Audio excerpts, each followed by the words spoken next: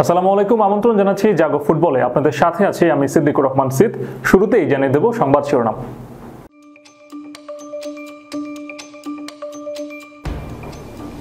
রদ্রিগোর দুর্দান্ত গোলে জয় ফিরল নেইমারবিহীন ব্রাজিল।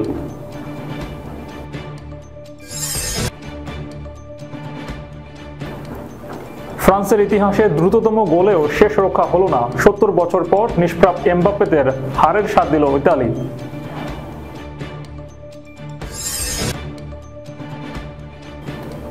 রোনালদোর চোখে পর্তুগালের ইউরোজয়ী বিশ্বকাপ জয়ের সমান। বিশ্বকাপ জয়ী মেসির সাথে শ্রেষ্ঠত্বের লড়াই এখনও চালিয়ে যেতে চান CR7।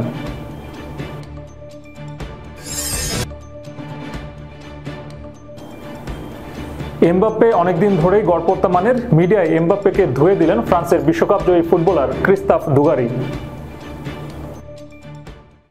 শুনছিলেন শিরোনাম, এবারে বিস্তারিত। রদ্রিগোর দুর্দান্ত গোলে জয় ফিরল নেইমারবিহীন ব্রাজিল। বিশ্বকাপ বাছাইয়ে টানা ৪ ম্যাচে জয়শূন্য। কোপা আমেরিকার সর্বশেষ আসরে ৪ ম্যাচে জয় কেবল একটি, সঙ্গে কোয়ার্টার ফাইনাল থেকে বিদায় নেওয়ার বেদনা। আন্তর্জাতিক ফুটবলে কঠিন সময়ের মধ্য দিয়ে যাওয়া ব্রাজিলের জন্য স্বস্তি নিয়ে এলো রদ্রিগো। তরুণ এই ফরওয়ার্ডের নৈপুণ্যে জয় ফিরল 5 বারের বিশ্ব চ্যাম্পিয়নরা।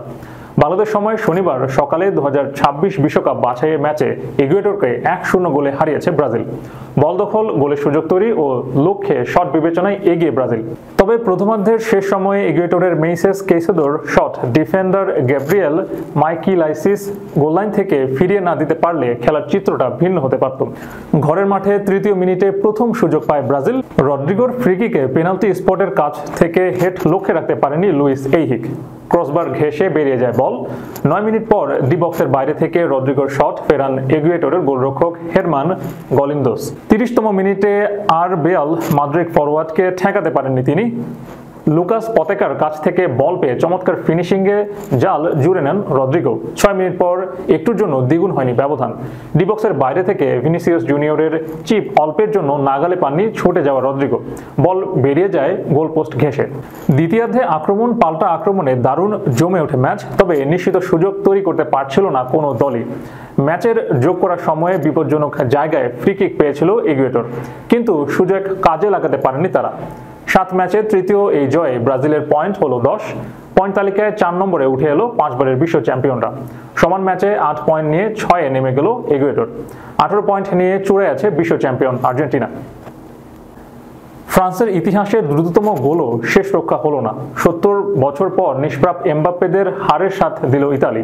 ম্যাচের বয়স সবে 13 সেকেন্ড। ম্যাচ শুরু হতে না হতেই গোল খেয়ে বসে ইতালি। প্যারিসের পার্ক দে প্রিন্সেসে ফরাসি সমর্থকরা তখন বাঁধ ভাঙা উদযাপনে মত্ত। ইতালির ডিফেন্ডার লরেন্সোর ভুলে সুযোগ বাঁ প্রান্ত দিয়ে আক্রমণে উঠে আরজ্জু সমর্থকদের স্তব্ধ করে দেন বাহলি বারকোলা, যা ফ্রান্সের গত 90 বছরের ইতিহাসে দ্রুততম গোল। কিন্তু শুরুর এ ছন্দ বেশিক্ষণ ধরে রাখতে পারেনি ফ্রান্স। দ্রুতই ম্যাচের নিয়ন্ত্রণ নিয়ে নেয় ইতালি। পার্ক দে প্রিন্সেসের দুর্দান্ত প্রত্যাবর্তনের গল্প লিখে ম্যাচটা শেষ পর্যন্ত 3-1-এর ব্যবধানে জিতে নিয়েছে ইতালি। দেশটির হয়ে গোল 3টি করেছেন ফেদেরিকো দি মার্কো, দাভিদে ফ্রাত্তোসি এবং জিয়াকোমা রাসপাদোরি। 2008 সালের পর এই প্রথম ফ্রান্সকে হারানোর স্বাদ পেল ইতালি। মাঝে এই সময়টাতে 3 বার দেখায় প্রতিবারই শেষ হাসিটা হেসেছিল ফরাসিরা। সেখানেই শেষ নয়, ফ্রান্সের ঘরের মাটিতে ফ্রান্সকে শেষবার হারিয়েছিল সেই 1954 সালে। দীর্ঘ 70 বছর পর ভুলে যাওয়া সেই জয়ের স্বাদ পেল আজুরিরা। একই সঙ্গে 2022 বিশ্বকাপের ফাইনালের পর এবারই প্রথম ম্যাচে 3 গোল হজম করল ফরাসিরা। এত আক্ষেপের ভিড়ে ফ্রান্সের একমাত্র পাওয়া বারকোলার দ্রুততম গোল। ম্যাচের শুরুতে লরেন্সোর উদ্দেশ্যে ব্যাকপাস দিয়েছিল আন্দ্রেয়া ক্যামাবিয়েসো, কিন্তু আইএসসি ভঙ্গিতে থাকা লরেন্সোর সুযোগটা অনেকটা ক্ষিপ্রভাবে বল দখলে নিয়ে এগিয়ে যান বারকোলা। বাঁ প্রান্ত দিয়ে ঢুকে দারুণ শটে ইতালি গোলকিপার জিয়ান লুইস দোনারুম্মাকে পরাস্ত করেন। শুরুতে পিছিয়ে পড়লেও ম্যাচ ফিরাতে ইতালির সময় লেগেছে 30 মিনিট। সেটাও দিমার্কোর দৃষ্টিনন্দন এক গোল।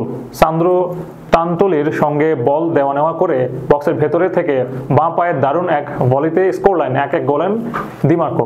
প্রথমার্ধে আর কোনো গোল হয়নি। 51তম মিনিটে ইতালিকে এগিয়ে নেন ফ্রাত্তেসি। নির্ধারিত সময়ের 16 মিনিট আগে স্কোর লাইন 3-1 করেন রাসপাদোরি। রোনালদোর চোখে পর্তুগালের ইউরো জয় বিশ্বকাপ জয়ের সমান। বিশ্বকাপ জয়ী মেসির সাথে শ্রেষ্ঠত্বের লড়াই এখনও চালিয়ে যেতে চান CR7। ক্রিস্টিয়ানো রোনালদোর বর্ণাঢ্য ক্যারিয়ারের সবচেয়ে বড় অপূর্ণতার নাম বিশ্বকাপ। 2006 থেকে 2022 সাল পর্যন্ত টানা 5টি বিশ্বকাপ খেলেছেন রোনালদো, কিন্তু পর্তুগালকে সেমিফাইনালের চেয়ে বেশি দূর নিয়ে যেতে পারেননি। রোনালদোর চিরপ্রতিদ্বন্দ্বী লিওনেল মেসিও খেলেছেন 5টি বিশ্বকাপ, তবে মেসি আর্জেন্টিনার হয়ে জিতেছেন সর্বশেষ 2022 কাতার বিশ্বকাপের শিরোপা। তাই বলে রোনালদোর বিশ্বকাপ জয়ের সম্ভাবনা শেষ হয়ে যায়নি। ফর্ম ও ফিটনেস ধরে রাখতে পারলে এখন থেকে 1 বছর 10 মাস পর যুক্তরাষ্ট্র, কানাডা ও মেক্সিকোতে হতে যাওয়া 2026 বিশ্বকাপে তার খেলার যথেষ্ট সম্ভাবনা আছে। গত জুলাইয়ে স্প্যানিশ সংবাদ মাধ্যম রেভলভো জানিয়েছে পরবর্তী বিশ্বকাপে খেলতে চান 5 বারের ব্যালন ডি'র জয়ী তারকা। যদিও সেই সময় তার বয়স হবে 41 বছর 4 মাস। উয়েফা নেশনস লিগে গতরাতে নিজেদের মাঠে ক্রোয়েশিয়ার বিপক্ষে পর্তুগালের 2-1 গোলের ব্যবধানে জয়ের পর সাংবাদিকদের আবারও তাকে 2026 বিশ্বকাপে খেলা না খেলার ব্যাপারে প্রশ্ন করেছিলেন। শীর্ষ স্তরের ফুটবলে কাল ক্যারিয়ারের 9শতম গোল করা এই কিংবদন্তি এবার অনেকটা নির্বিকার উত্তর দিয়েছেন। তিনি বলেছেন, পর্তুগালের হয়ে একটা ইউরো চ্যাম্পিয়নশিপ জেতাই বিশ্বকাপ জয়ের সমান। আমি পর্তুগালের হয়ে 2টি ট্রফি জিতেছি, যা সত্যিই চেয়েছিলাম। 2016 সালে রোনালদোর নেতৃত্বে ইউরোর চ্যাম্পিয়ন হয় পর্তুগাল, যা ছিল দেশটির জাতীয় ফুটবল দলের প্রথম শিরোপা। 2019 সালে উয়েফা নেশনস লিগের উদ্বোধনী আসরেও ট্রফি ওঠে রোনালদোর পর্তুগালের হাতে। 9শতম গোলের মাইলফলক ছোঁয়া নিয়ে রোনালদো সেই পুরনো কথাগুলোই নতুন করে বলেছেন, এসব আমাকে অনুপ্রাণিত করে না, আমি ফুটবল উপভোগ করি, এটা আমাকে অনুপ্রেরণা যোগায়। রেকর্ডগুলো প্রাকৃতিকভাবেই হয়ে ওঠে, আমি রেকর্ডের পিছনে ছুটি না, রেকর্ডই আমার পেছনে ছোটে। শীর্ষ স্তরের ফুটবলে ক্লাব ও জাতীয় দল মিলিয়ে এখনো পর্যন্ত 33টি ট্রফি জিতেছে রোনালদো। মেসি জিতেছেন রেকর্ড 45টি, তবে ক্যারিয়ারে মেসির চেয়ে 62 গোল বেশি করেছেন তার চেয়ে বয়সে 2 বছর 4 মাস বড় রোনালদো। এমবাপ্পে অনেকদিন ধরেই গড়পড়তা মানের মিডিয়ায় এমবাপ্পেকে ধুয়ে দিলেন ফ্রান্সের বিশ্বকাপ জয়ী ফুটবলার ক্রিস্তাফ দুগারি। লম্বা সময় ধরে চলতে থাকা নাটকীয়তার পর এবারের দলবদলের স্বপ্নের ক্লাব রিয়াল মাদ্রিদে যোগ দিয়েছেন Kylian Mbappe. UEFA super cup জিতে রিয়ালের হয়ে ক্যারিয়ারের শুরু করলেও লা লিগায় চিত্রটা ছিল ব্যতিক্রম। প্রথম 3 ম্যাচে কোনো গোলই পাননি এমবাপ্পে, সেই 3 ম্যাচে 2টিতেই ড্র করে রিয়াল। এমন পারফরমেন্সের পর সমালোচনার মুখেও পড়তে হয় এমবাপ্পেকে। চতুর্থ ম্যাচে অবশ্য জোড়া গোল করে দলকে জিতিয়ে দারুণভাবে ফেরার বার্তা দিয়েছে এমবাপ্পে। তবে এই পারফরমেন্সেও কিন্তু সন্তুষ্ট হতে পারেননি বিশ্বকাপ জয়ী সাবেক ফরাসি ফুটবলার ক্রিস্তাফ দুগারিকে। নিয়মিত এমবাপ্পের সমালোচনা করা সাবেক এই ফুটবলার বলেছেন, এমবাপ্পে অনেকদিন ধরেই একজন গড়পড়তা মানের ফুটবলার। এ সময় তিনি ভিনিসিয়াস জুনিয়রের সঙ্গেও এমবাপ্পের তুলনা টানেন। সম্প্রতি আরএসসি স্পোর্টসকে সাক্ষাৎকারে দিয়েছেন 1998 বিশ্বকাপ জয়ী ফরওয়ার্ড দুগারি। সাক্ষাৎকারে এমবাপ্পেকে এই মুহূর্তের খেলোয়াড় হিসেবে গড়পড়তা মানের উল্লেখ করে তিনি বলেছেন, এটি মৌসুমের ভালো শুরু হিসেবে বিবেচিত হবে। সে প্রথম ম্যাচে গোল করেছে, এরপর জোড়া গোল করলো। আপনি যদি পরিসংখ্যান স্থির থাকেন তাহলে সে সফল। ওর উল্লেখযোগ্য সংখ্যক গোল এবং পরিসংখ্যান থাকা সত্ত্বেও লম্বা সময় ধরে গড়পড়তা মানের, কয়েক মাস ধরে সে এমনই, হোক সেটা ফ্রান্স কিংবা পিএসজি অথবা বর্তমানে রিয়াল মাদ্রিদে। খেলোয়াড় হিসেবে এমবাপ্পের আরও অনেক উন্নতি করতে হবে জানিয়ে দুগারি আরও বলেছেন, আক্রমণ ভাগের খেলোয়াড় হিসেবে ওর খেলায় উন্নতি আনতে হবে। ডুয়েলে শারীরিক চ্যালেঞ্জ মোকাবেলার ক্ষেত্রে হেডে এবং কৌশলগত বিষয়ে সে খুবই সামান্যই পার্থক্য গড়ে দিতে পারছে। এ নিয়ে ওর নিজের প্রশ্ন করা উচিত। এরপর ভিনিসিয়াসের সঙ্গে এমবাপ্পের তুলনা টানেন দুগারি। আমরা এমবাপ্পের কৌশলগত সীমাবদ্ধতাগুলো দেখেছি। আমরা জানি যে সে কৌশলগত দিক থেকে 10 জন সেরা খেলোয়াড়ের একজন। আর আজ ভিনিসিয়াসের মতো একজন খেলোয়াড়ের পাশে তার সীমাবদ্ধতা স্পষ্ট। দর্শক, শেষ করার পূর্বে সংবাদ শিরোনামগুলো জানিয়ে দেব আরও একবার।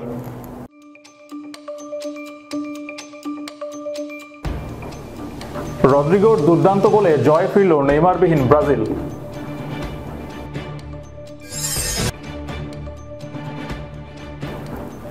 ফ্রান্সের ইতিহাসে দ্রুততম গোলেও শেষ রক্ষা হলো না। 70 বছর পর নিষ্প্রাপ এমবাপ্পেদের হারের স্বাদ দিল ইতালি।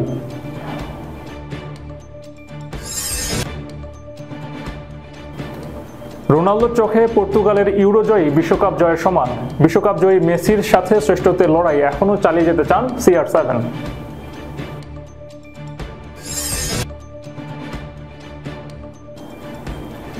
এমবাপ্পে অনেকদিন ধরেই গড়পড়তা মানের, মিডিয়ায় এমবাপ্পেকে ধুয়ে দিলেন ফ্রান্সের বিশ্বকাপ জয়ী ফুটবলার ক্রিস্তাফ দুগারি। এই ছিল এখনকার মতো। এতক্ষণ আমাদের সাথে থাকার জন্য ধন্যবাদ সবাইকে। আল্লাহ হাফেজ।